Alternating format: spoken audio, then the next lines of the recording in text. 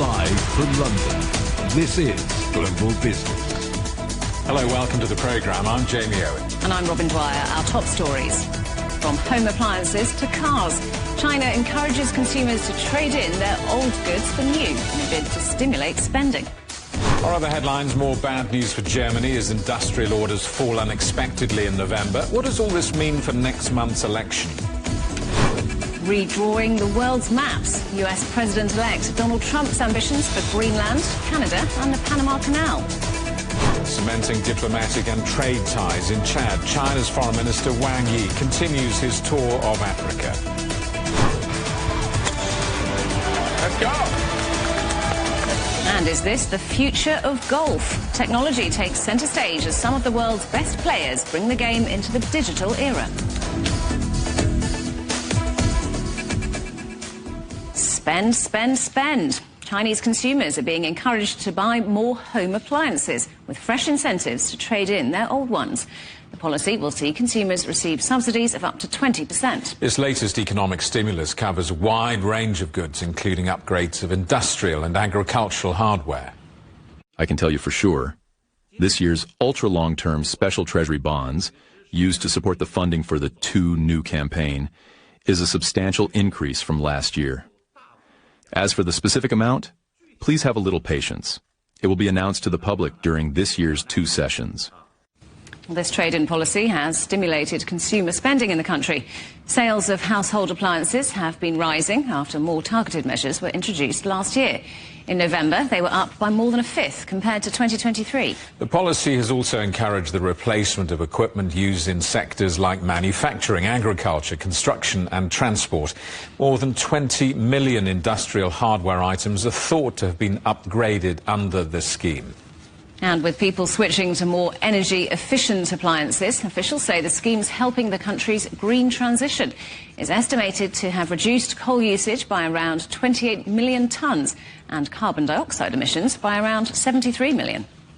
Well, our correspondent Jen Copestake has been following the story. What more has been announced to try to expand this scheme? Yeah, well, we've seen the renewal of the popular car trade-in subsidies. This was something that was anticipated by consumers for hybrid and electric vehicles. It provides just over $2,700 per trade-in and proved very popular in the last year when it was announced in July. 3.7 million new energy and hybrid vehicles were sold under that scheme in the last year.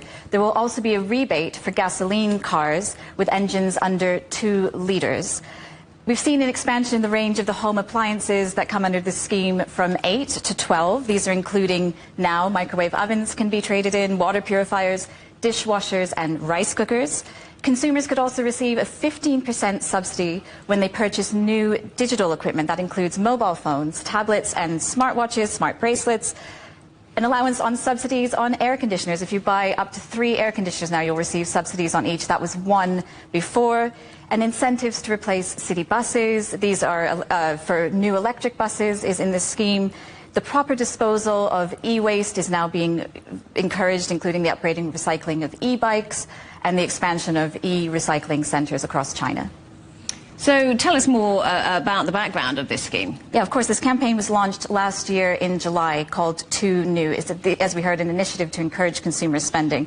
Subsidies aimed mainly at consumer goods, buying new electronic cars through rebates and friendly purchases.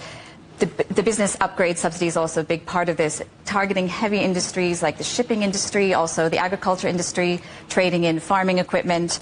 So these initiatives are going to come, as we heard, through the issuing of treasury bonds in the coming year. The last year in July has already spent $41 billion. China's issued $41 billion of debt already to support last year's program. The expansion of the campaign is coming at a very important time for China, where we're looking at what will happen with the new U.S. administration and the possibility of tariffs on Chinese exports. Jen, thank you very much. Our correspondent Jen Copestake. Zhang Zhewei is President and Chief Economist at Pinpoint Asset Management. It has been very impactful, I would say, over the past few years. And for instance, last year, I think half of the cars that sold in China turns out to be EV cars. To some extent, that's driven by this government subsidy program. And I think 1 year ago, in 2023, only about 31% of cars that sold were EVs. So, up from 30% to 50% within a year, that's quite a big improvement.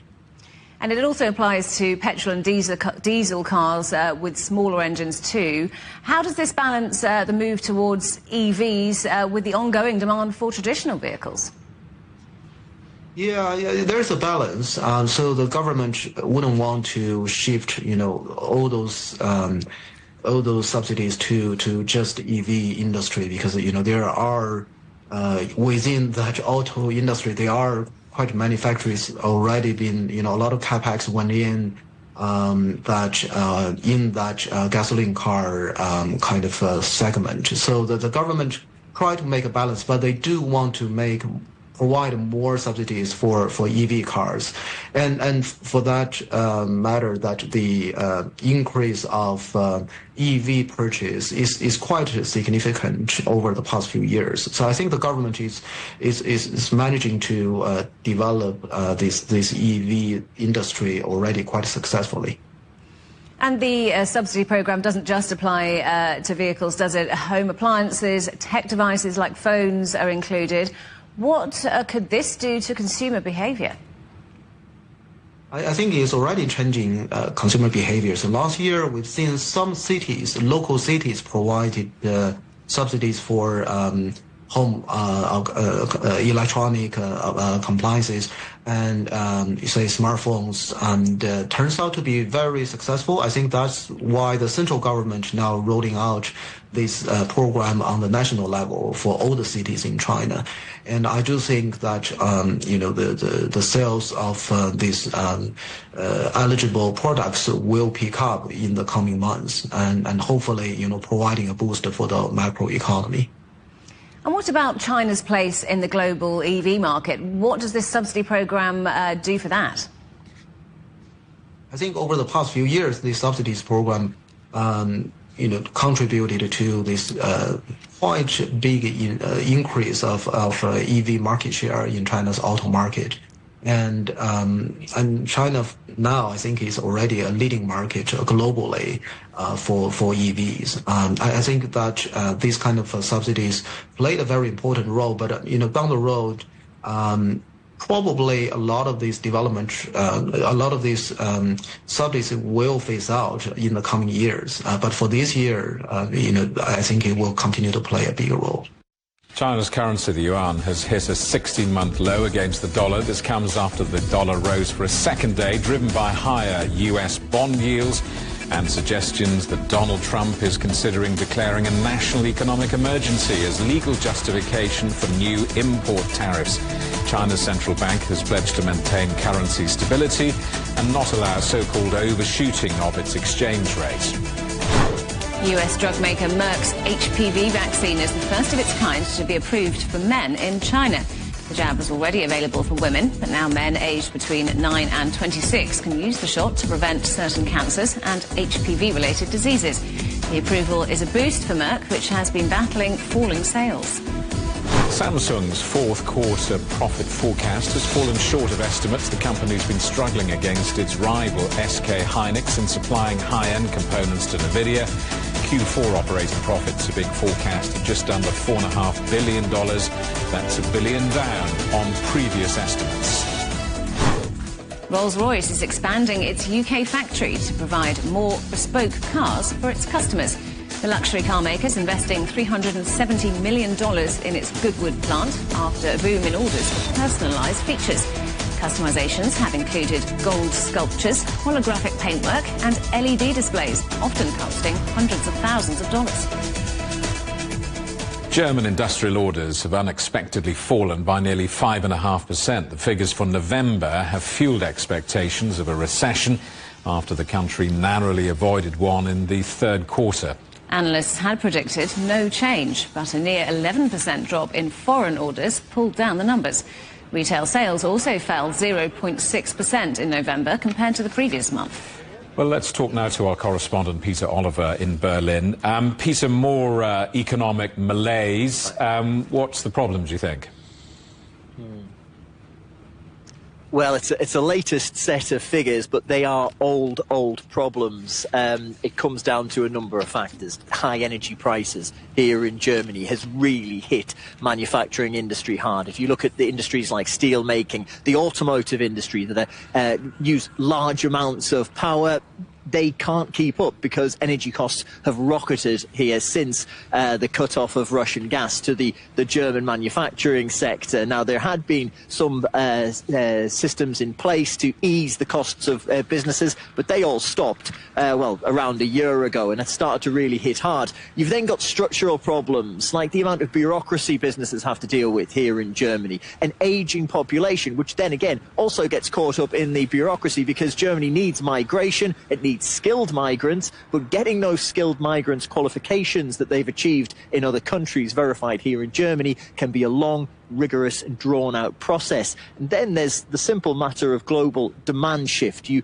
talked about an 11% drop-off in foreign exports from Germany. Germany's an export-driven economy, particularly when you look at the automotive sector. I mentioned they were getting hit from the energy costs earlier. They're also getting hit because, well, they've sat on their laurels a little bit, and you can buy much better cars, much more technologically advanced cars, considerably cheaper, that just don't have that made-in-Germany brand. And ultimately, at the end of all of this, is something we haven't talked about for a long time here in Germany, but it is been a big issue and has been a big issue for at least the last 12 months, is political instability, as we don't have actually a government here at the moment that's running anything. Well, you might soon have a new government because, of course, there is an election looming. How's all this economic news going to play into that? Right, well, it is a big part of the campaigns, as you can imagine. It depends which party you are backing. If you think they've got the right idea, on one side you've got the likes of the Conservative Union, that's the CDU and the CSU, and the Free Democrats to an extent. But we'll start off with the Conservatives. They're saying they want to keep in place the debt brake in Germany. That means you can't borrow more than 0.35%, but they want to really slash taxes on consumers, on businesses, and they want to get rid of some of the red tape. The Free Democrats also wanting to get rid of the red tape but keep the debt brake that means government can't borrow. The Social Democrats and the Greens, they have a different approach. They want to borrow more, or be able to borrow more to an extent, but then to put that back into the economy with infrastructure projects, or in the case of the Greens, into green energy projects. These are all of the embryonic campaign pictures that have been going on at the moment. However, this isn't a thing whereby we're going to have an election and everything's going to be fixed. That election's on the 23rd of February. It takes a long time to form a coalition here in Germany, over previous years anyway. And at the moment, polling suggests that there's no easy coalition to be found. Alternative for Germany, the far-right party, picking up around 21% in the polls at the moment, and that means that the likes of the CDU, CSU, the Social Democrats, the Free Democrats, they're really struggling, and the Greens, they're really struggling to try and form a coalition government there. It may well be well into March, and by that point they've lost a quarter of the year at least before they try and get themselves back on track. And as we mentioned earlier, we are staring down the barrel of another recession here. It's been a cycle of recession, stagnation. Somebody needs to do something, and the sooner somebody gets a hand on the reins, it would seem like for the better, certainly for the German economy. Peter, thank you for that. Our correspondent Peter Oliver in Berlin. You're watching CGTN. Still ahead. Denmark threatened with tariffs as Donald Trump stakes his claim for Greenland, as well as Canada and the Panama Canal.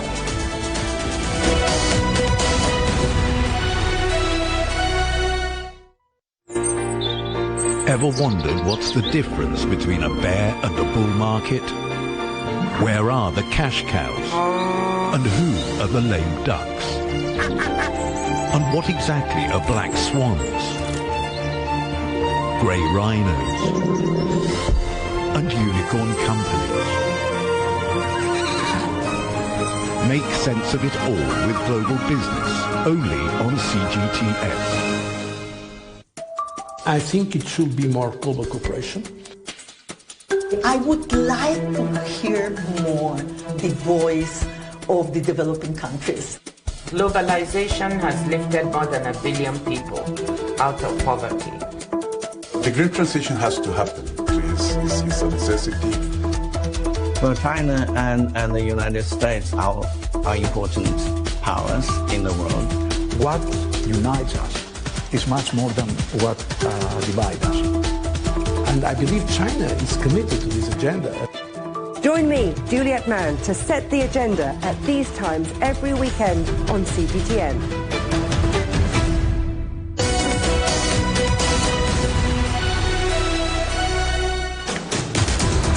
Hello, welcome back to Global Business Europe. Greenland's leader and the King of Denmark have held talks in Copenhagen after Donald Trump threatened to seize the Danish Arctic territory. The US president-elect has refused to rule out military action over Greenland and has warned Denmark of possible tariffs. Trump cited economic security as his rationale. You have approximately 45,000 people there. People really don't even know if Denmark has any legal right to it. But if they do, they should give it up because we need it for national security. That's for the free world. Let's talk to our correspondent, Ross Cullen, who's in Paris. Ross, what's the international reaction been to those comments from President-elect Trump? Well, hi, Robin. Now, Article 5 of NATO is an article that many people are widely aware of. An attack on one is attack on all. Something that we might be paying close attention to in the coming weeks, especially as we near the inauguration and in the first couple of weeks after Donald Trump's inauguration, Robin. Article 42.7 of the European Union Treaty. If a member state is the victim of armed aggression on its territory, the other member states shall have towards it an obligation of aid and assistance by all means in their power. Greenland is not EU territory, but it is the territory of an EU member state. And so if there were to be, and Donald Trump hasn't ruled out, military action inside Greenland, that could well be classed by the European Union as armed aggression on territory, and there could be aid and assistance provided to Denmark by other member states. That article has only been used once before by France in the wake of the 2015 terror attacks, acts of armed aggression on the territory of a European Union member state. And so there's that to consider when it comes to Greenland. Overall, we have heard from several politicians about this issue. The French Foreign Minister, Jean-Noel Barrot, has been speaking, and we can listen in now to a little bit more of what he had to say. You're asking me if I think the United States will invade Greenland. The answer is no. Have we entered an era that sees the return of the survival of the fittest? The answer is yes. And so should we let ourselves be intimidated? Should we let worry take over? Of course not. Something else that Mr. Barrot said, there is no question of the EU letting other nations in the world, whoever they are, and I would say even starting with Russia, attack its sovereign borders. We are a strong continent. We need to strengthen ourselves further. And I'll just bring you, Robin, some notes from the European Union midday briefing. They were asked naturally about the situation with Greenland and Denmark, and the European Union today saying we don't comment on comments, but the sovereignty of states must be respected. We look forward to a strong transatlantic agenda with the next US administration on key strategic interests. No doubt that the president-elect certainly views Greenland as a key strategic interest for the United States. One other comment from the European Union was that our core goal is to have a strong cooperation on areas of common interest. We will find out in the coming weeks if Greenland can be an area of common interest between Washington and Brussels. Robin? Cullen in Paris, thank you very much. Well, Mr. Trump's comments were not confined to Greenland. He also wants to retake control of the Panama Canal and floated the idea of turning Canada into a US state. Darren Reed is an American foreign policy expert at Coventry University. The country is built on a lot of expansion into territory that hasn't belonged to it, but this is relatively new in the modern era. We can go back to, for example, 1989 and the US invasion of Panama, which was to support a coup to overthrow the government there. We have lots of other actions in Latin America where US foreign policy has historically been very aggressive. But that part of the world, direct intervention in the Americas, really has died down since the turn of the century, since the start of the 2000s. And to see that return is really, really unique. And this specific interest in Greenland and the aggressive approach that's being taken towards it in terms of the rhetoric that's being used, that is really something that's quite new, I think. OK, well, let's talk about who's briefing Mr. Trump on this. I mean, is this Elon Musk's influence causing difficulties, given his recent interventions in European politics? And I wonder, once Mr. Trump is in office, whether that will continue. It's difficult to say where Elon Musk's influence starts and ends. I think Trump has many advisors around him. I think there's a degree of consistency to a lot of the things he's said since he relaunched his campaign, so I'm not entirely surprised to see this. He's certainly taken a very business-focused approach. He's putting a lot of uncertainty out into the marketplace of the world. He's talking about using military force against his own allies, for example. I think this is designed to create uncertainty. I think that's designed to throw potential opponents off balance. I don't think that's necessarily likely to happen. I don't think this is Elon Musk's influence per se. I think Trump has a broad number of advisors around him who've collectively helped him to forge a vision for what his second term is going to look like. And I think a very proactive and very, very aggressive business-like approach to foreign negotiations and foreign policies is at the heart of what Trump is doing. He intends to prove to the world that he is the tough negotiator he has always promised us that he was. So how much of Mr. Trump's rhetoric is bluster, and how much is this going to be policy? How much of this should be taken seriously? I think most of it's probably bluster, but do we really want to test the limits of that? I mean, that's the thing when you have a superpower in the world, like China or the United States, for example. If you push the limits, then the consequences for the people who push them could be really quite catastrophic. So it's almost immaterial whether it's bluster or not. The question is does the international community believe it or believe it's a viable threat? I don't for 1 minute think that the military will ever be used to capture or annex Greenland, for example. But, and Trump has said this himself, the issuing of punitive tariffs upon Finland is a much, much more likely scenario. I could potentially see US troops being deployed in Latin America, in Panama. There's always been that sort of power imbalance between the two halves of the continent, and I think US foreign policy, which Trump has clearly been influenced by from the 1980s, from the 1970s, creates a lot of precedent for US military intervention in that region. So it wouldn't surprise me if Trump did deploy troops to the Panama region, but I don't think they would be deployed in Greenland. I think that would be economic pressure. And I think for most of his aims, and he said this himself, the most beautiful word in the dictionary, he said, was tariffs. I think it's going to be the execution of significant tariffs. Many of Mr. Trump's speeches are intended perhaps for a domestic audience. What should the international community make of this and make of this speech this early? I think one thing the international community should do is take a step back and look at how the world's changed in the last 10 years. For example, with the ongoing Russian invasion of Ukraine, that set a precedent that significant powers could, in fact, should break international law and could expand their borders. So while Russia is trying to push in and expand its borders by annexing or taking or invading territory that doesn't belong to it, now the United States is looking to increase its sovereignty. It's very much a tit-for-tat exchange, very reminiscent of certain aspects of the Cold War, the very conflict that people like Putin or Trump grew up in and were normalized into. So what the international community really needs to do is take a step back and say, okay, how has the world changed? Why are significant powers expanding their influence, in fact, direct sovereignty over areas? What can be done? Why are they doing this? What can be done to stop it? Why should it be stopped? These are the existential questions I think the international community really needs to start to wrestle with, because the global order is changing. And I think this rhetoric, combined with other things that are happening in the world, is evidence of that. US stocks have dipped as uncertainty looms over Wall Street. As we've mentioned, reports suggest that President-elect Donald Trump is considering declaring a national economic emergency to enforce his sweeping tariff plan. Well, let's talk to our correspondent, John Terrett, who's in New York. So, John, what does this mean? What's Trump talking about? Gosh, you know, this is such an interesting topic, and we're all in the dark here in North America as much as you are in Europe and around the world. That last interview that Jamie did was very, very enlightening, but it still leaves us with lots and lots of unanswered questions.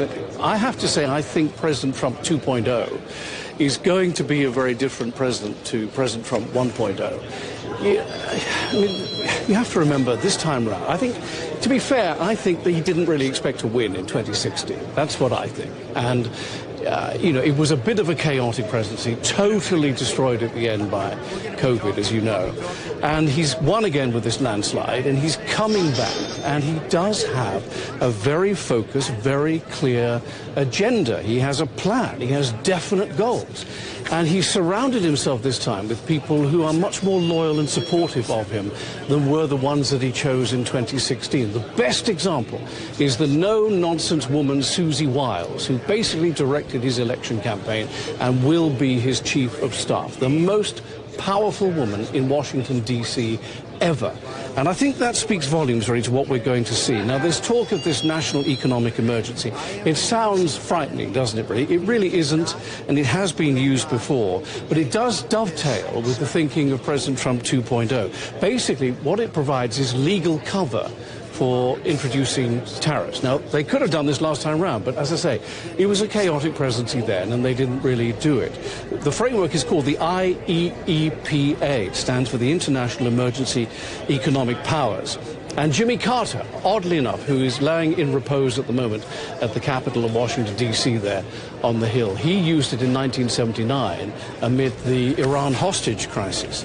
Now, I think people around Trump are saying, look, he really favors this legal framework this time to go ahead with tariffs on China, Canada, Mexico, and now the European Union. That speaks to the lessons learned that I was hinting at just now.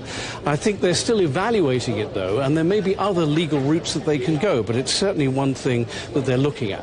And, of course, at that press conference yesterday, he also talked, as you did in that interview just now, about the possibility, he did not rule out the possibility of military force being used against the Panama Canal, which Jimmy Carter gave to the Panamanians in 1979, and which the incoming Trump administration now feel the Panamanians have given to China to run. That's the issue, you see, that's it.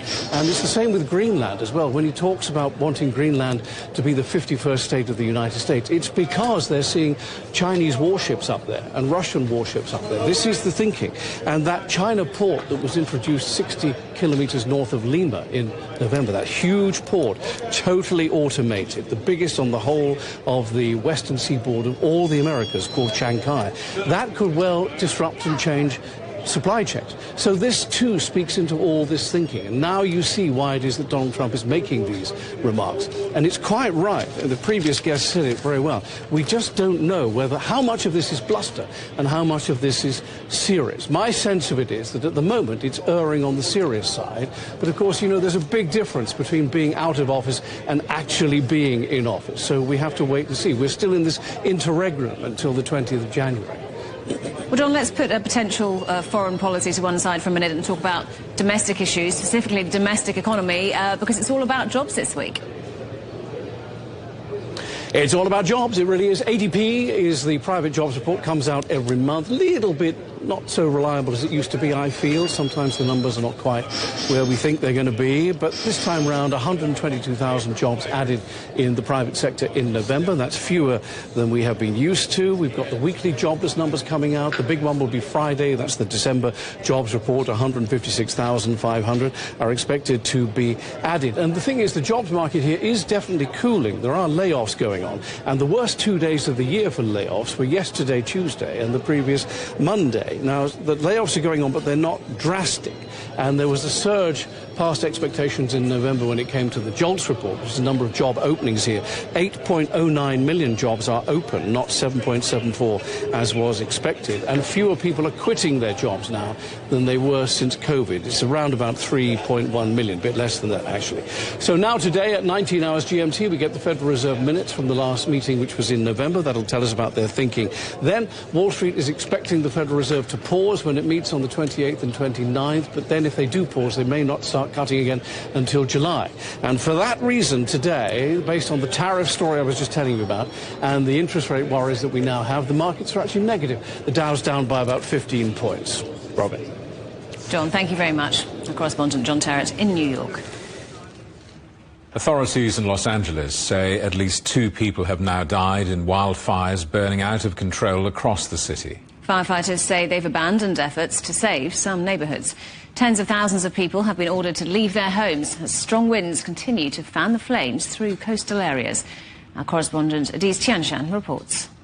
A fire that sparked in Los Angeles' upscale coastal neighborhood of Palisades has exploded and spread to more than 500 hectares of land in just a few hours.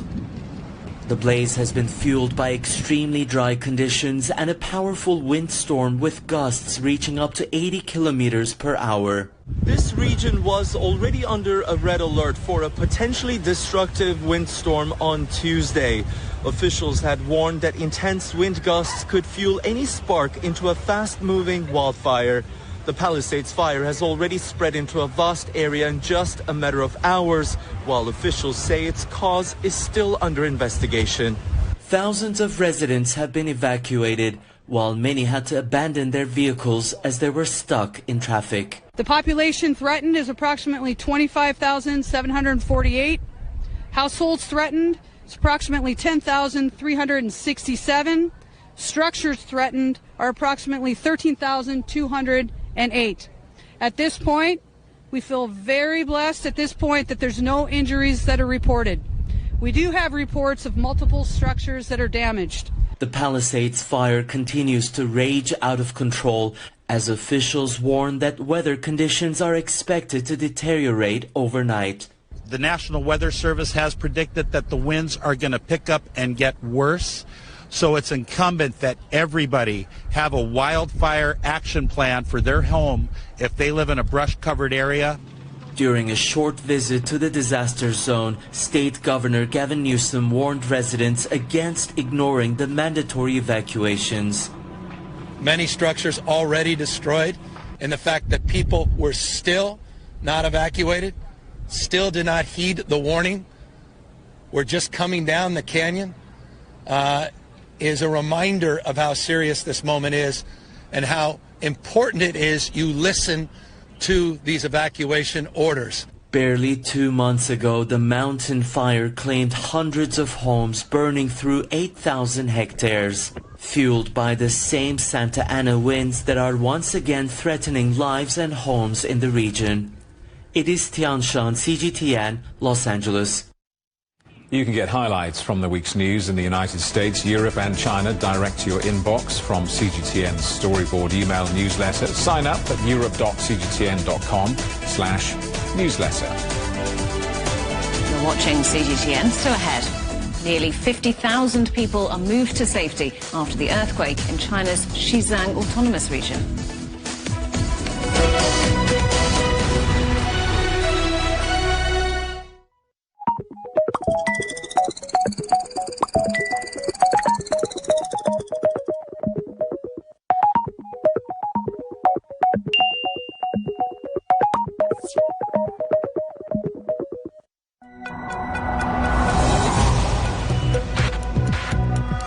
Each day, there are millions of stories.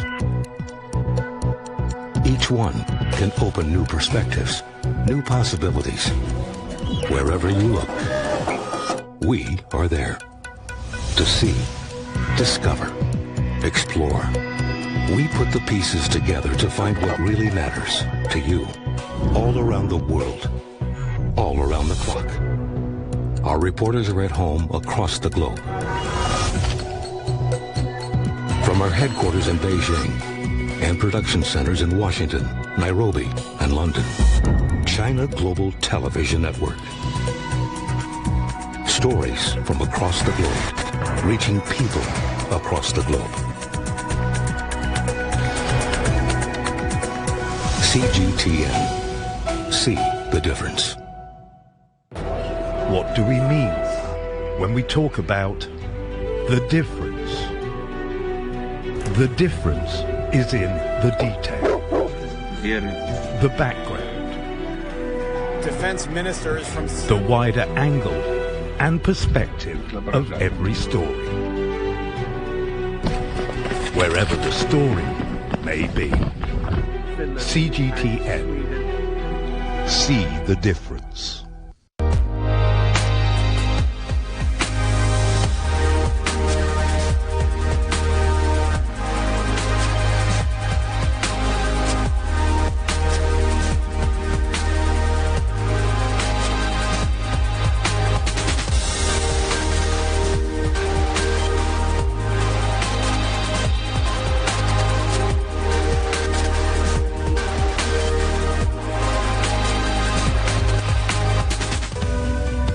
We are all connected.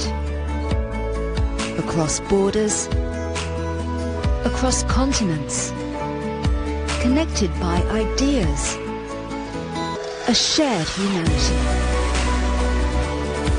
Stay connected.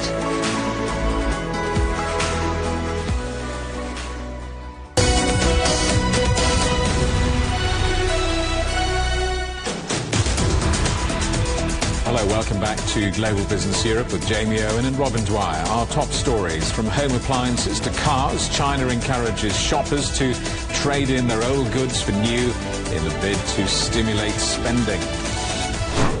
More bad news for Germany as industrial orders fall unexpectedly in November. The latest figures come before next month's election. And US President-elect Donald Trump refuses to rule out military and economic action to retake control of the Panama Canal and seize Greenland.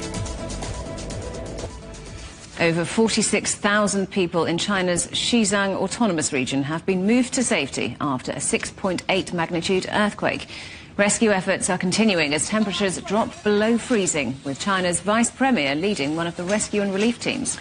At least 126 people are known to have died and more than 180 are injured after the earthquake hit the foothills of the world's highest mountain, Mount Chumulungma, also known as Everest.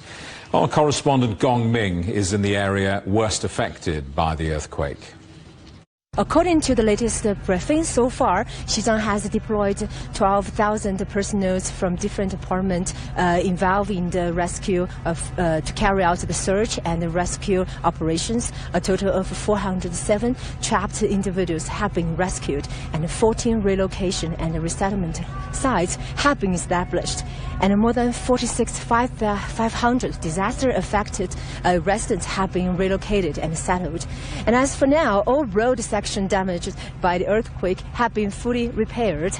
And also, according to the latest status, there has been no further increase in casualties from the earthquake. And this afternoon, we actually arrived in Chang Suoxiang, one of the areas most severely affected by the earthquake. And actually, based on visits to several rescue and resettlement sites, we know that a comprehensive assessment of disaster conditions in the villages and towns has been completed. So now the current focus of relief efforts has gradually shifted to resettling and assisting disaster victims, as well as conducting follow-up inspections of damaged buildings.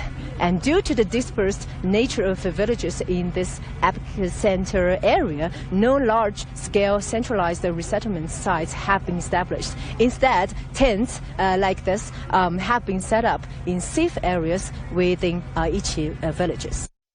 China's Foreign Minister Wang Yi is in Chad, the third stop on his four-country tour of Africa. He began his visit in Namibia before travelling on to the Republic of the Congo. It continues a 35-year tradition of Chinese foreign ministers beginning each new year with a visit to Africa. Our correspondent Panina Karibe reports. Foreign Minister Wang Yi touched down at noon local time, that's 11 GMT. He was received at the airport by Chad's Foreign Affairs Minister. From there, he went straight to the State House.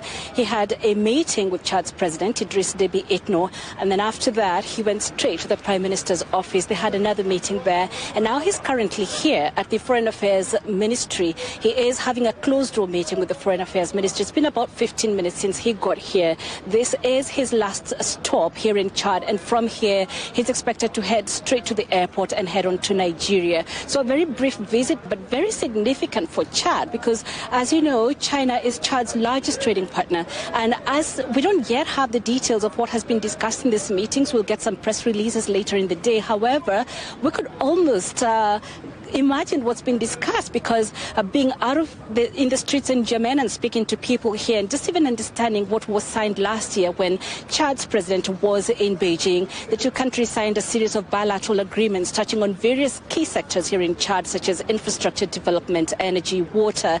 And so these are very important sectors for Chadians. And a lot of expectations pegged on his visit here in Chad because this is a very underdeveloped country. And so speaking to Chadians, they were telling us that China has so far done quite a bit for them. And so they're very hopeful that what's going to come out of this meeting today between China's foreign minister and the country's leaders is something that is going to have a profound effect on their lives. So, of course, as in the coming hours, as the details emerge and what was discussed, we'll have a clear picture of what it is that really was the center of focus for these leaders here in Chad and their visitor, of course, Wang Yi.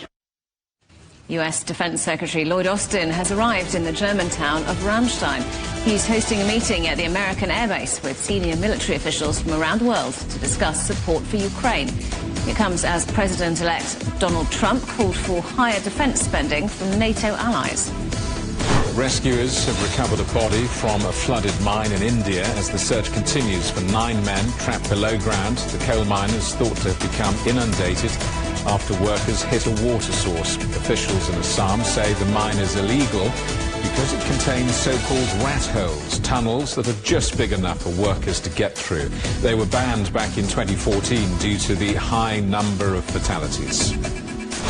Travellers heading to the UK from many non-European countries now have to pay for an electronic travel authorisation before flying. The scheme has now been expanded to include the United States, Canada and dozens of other countries. It applies to people of all ages and costs around $12. The Austrian capital is hoping its many classical music venues will attract more Mozart and Beethoven fans. Last year, Vienna Airport saw more than twice as many passengers travel to and from China than in 2023, although numbers are still below pre-pandemic levels. Our correspondent Johannes Pleschberger reports.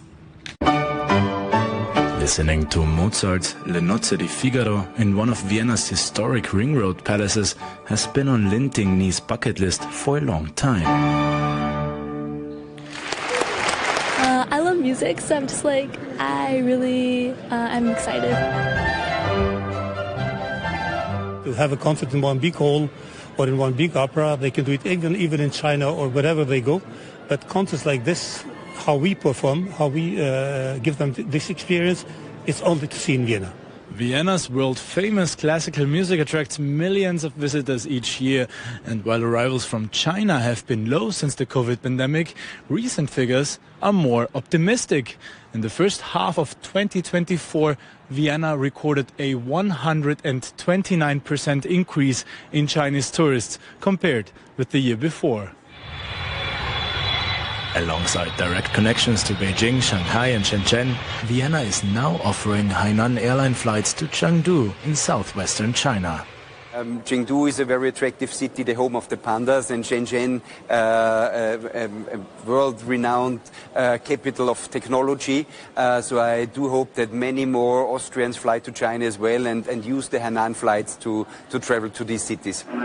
Vienna Airport CEO Julian Jäger says he will visit China in the new year in a bid to establish more flight connections.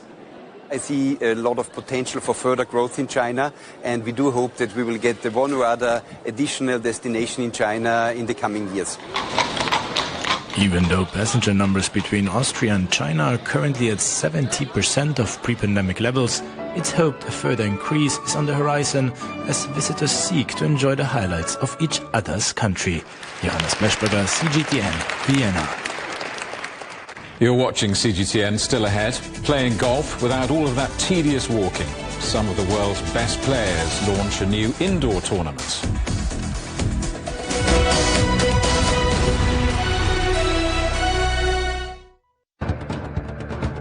Events have consequences. Words create impact. Unprecedented scenes that we saw. The cleanup operation is now well and truly underway. Parts of southern Europe remain in a state of emergency. Context gives meaning. People make history. Far more than 1,000 people have come here today. But authorities are still on high alert. So now we've actually become the border on this road. A complex world demands a comprehensive view. But with the cleanup efforts more or less under control, the economic impact is bound to ripple across the country. There's plastic pollution everywhere. Because the world today matters for your world tomorrow. This is the living area of the crew. The focus is firmly on future technologies. Well, this is something completely different. The world today, every day on CGTN.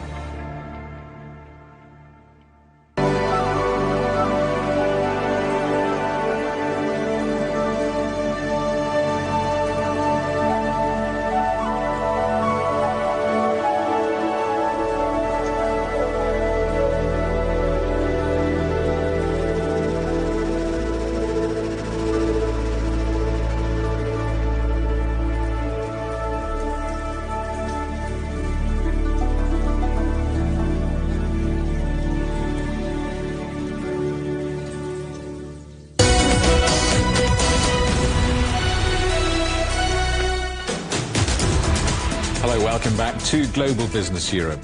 Golf ruins a good walk, as someone once said. Well, now you can play golf without having to walk at all. A new tournament that promises to bring golf into the 21st century has been launched in the United States. It's fronted by two of the sport's most famous faces and has a host of wealthy and well-known backers. Our correspondent Siobhan McCall is following the story. Siobhan. Thanks, Robin. Yes, tomorrow's Golf League, or TGL, is a new indoor technology-based format. It's part virtual and part real life. Golf superstars Tiger Woods and Rory McIlroy are leading it. Well, the players aim at a screen that is 5 stories high. The hitting area is made of real-life surfaces, including grass and sand. When players are within 50 yards of the hole, they actually play on an actual golf green in the arena. 6 teams of 4 take part, and it features players from America's professional golf tour. The matches take 2 hours. That's compared with up to 5 hours on a traditional 18-hole outdoor course. And it's attracted a lot of private investment, including from Serena Williams and the Fenway Sports Group that owns Liverpool Football Club. There's a prize pot of more than $20 million. So what is the thinking behind it? Well, Rory McIlroy says they want to bring golf into a new digital era. They want to appeal to younger fans, and they want to keep it fast-paced by bringing in features from other sports, including basketball. Well, TGL has been launched at a time when golf viewing figures are dropping. Numbers for arguably the most popular golfing tournament, the Masters, were down 20% in the US last year compared with 2023. And it's hoped that the new format will bring more personality and fun. The first match saw Bay Golf Club beat New York last night, and the initial feedback from the players was very positive. It was amazing to be a part of. I think it's the future of golf, and it's really cool to be a part of. I said it earlier before today, I'm always so jealous of basketball and football guys that they get to do this so much more than we do, and it's cool playing in a stadium. The crowd gets going a little bit more, the energy is a little bit different from a golf tournament. Well, let's talk now to Kieran Maguire, an expert on sports finance who lectures at the University of Liverpool. Welcome back to the programme, Kieran. Good to see you. So what did you make of this competition? Did this virtual world come to life? I think it is a generational thing in terms of its appeal. It's bringing showbiz into sport, into golf, which is a sport I think which you'd normally associate with your father or your grandfather or a grandmother or another generation.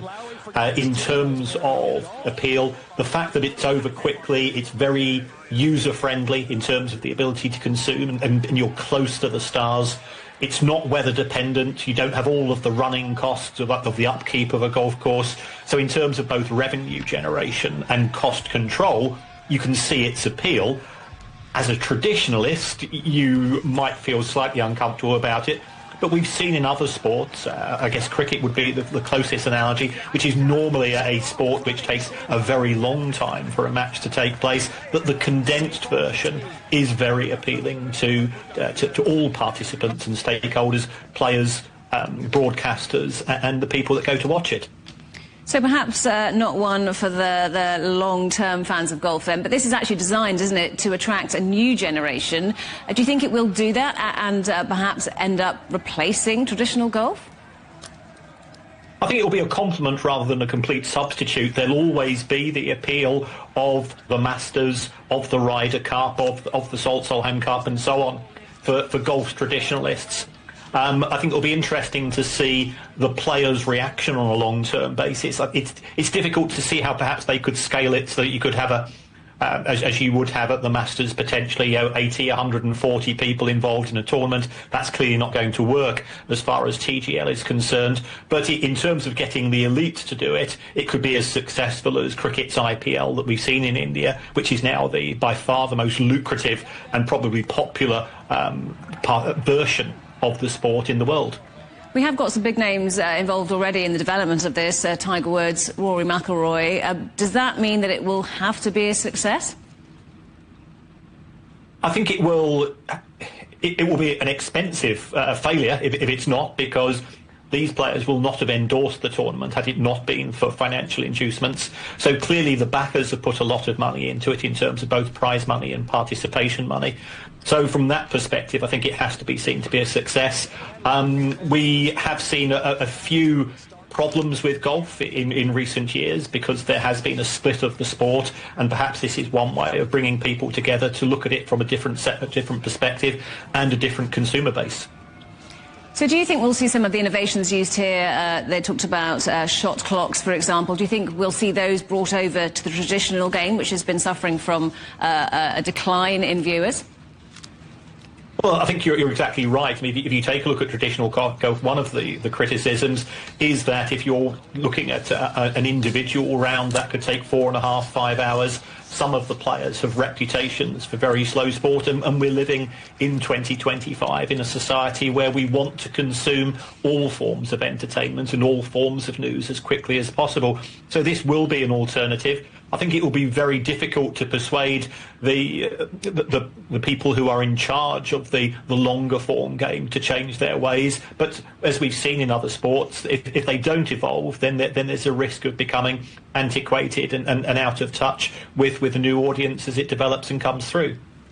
Kieran, great to talk to you. Thank you for joining us on the programme. That's Kieran Maguire, expert on sports finance from the University of Liverpool.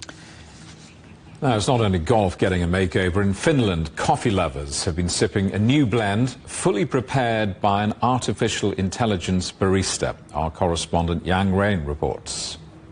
At the trendy Kaffa roastery in Helsinki, baristas are brewing up a coffee blend developed by artificial intelligence called AI Conic. The blend, an AI-picked mixture of 4 types of beans, is the end result of a joint project by Kaffa, Finland's 3rd biggest coffee roastery, and local AI consultancy Elif. First reaction, I think, like most of people here, was a bit like, no way, like not in the roasting, because we use all our senses. We use our smell, we look in the roaster, we hear the roasting, and we don't have so much data on like exactly what we do. So it's kind of, you learn, and it takes like 5 or even 10 years to kind of become a really good roaster. Finland consumes the most coffee in the world at 12 kilograms per capita annually, according to the International Coffee Organization. Hemp says the two partners wanted to trial how AI and its different tools could be of help in coffee roasting, a traditional artisan profession highly valued in Finland. We really started with free ChatGPT. Like, we were adamant that we wanted to use tools that are available for everybody. We started, hey, it's like talking to a friend. Hey, we have a coffee roastery. We're trying to find a new blend. We want to use AI. That's part of the thing. How would you go how would you go with it? And so what we did, we started with ChatGPT, just asking, how would you create a new blend?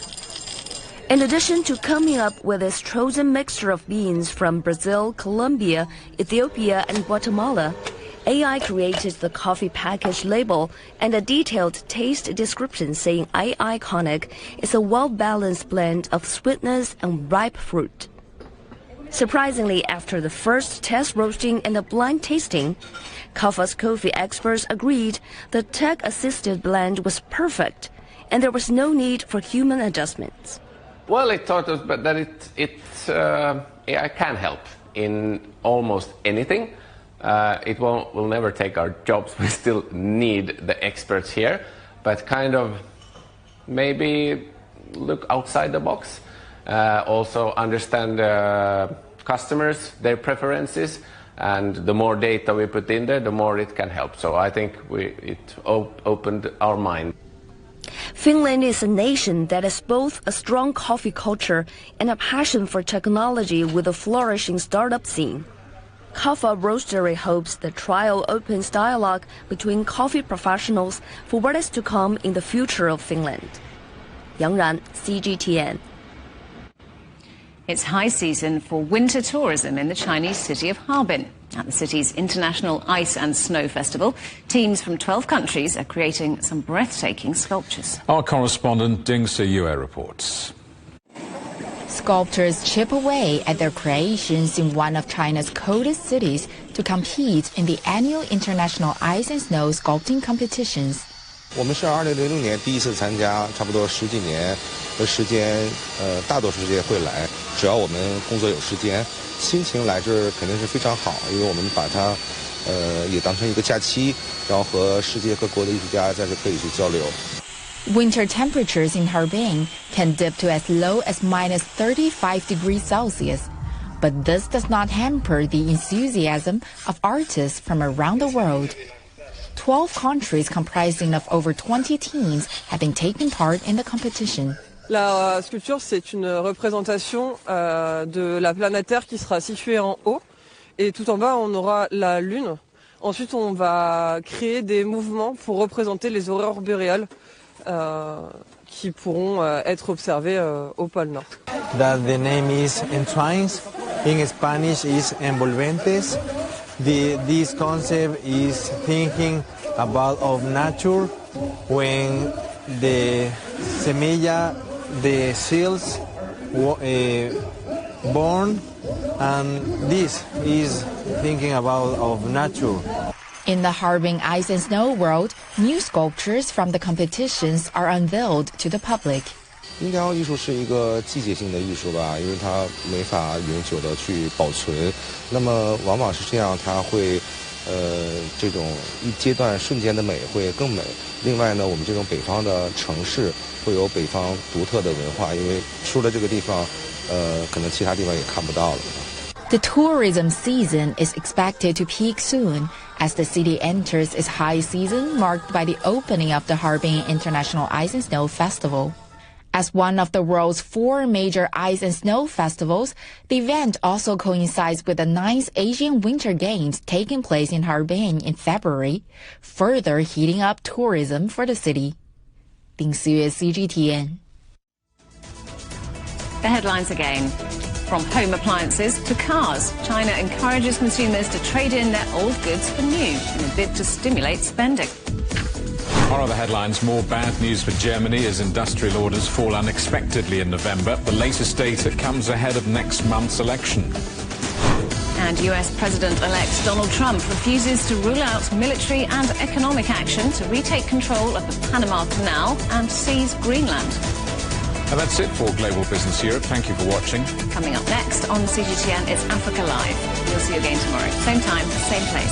From all of the team here in London, it's goodbye. Goodbye.